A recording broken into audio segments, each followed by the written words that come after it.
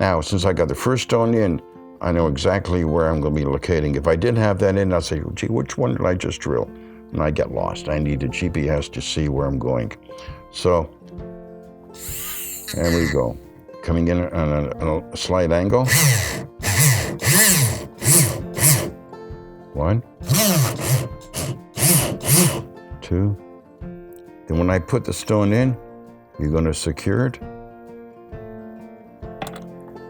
Get my modified pair of automotive pair of pliers. I made it really, really small, thin, with a serrated edge on the inside. Get it from underneath.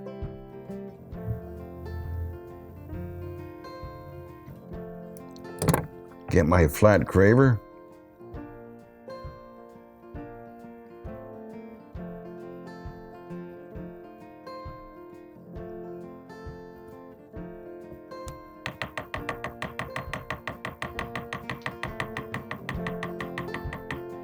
Stones are tight.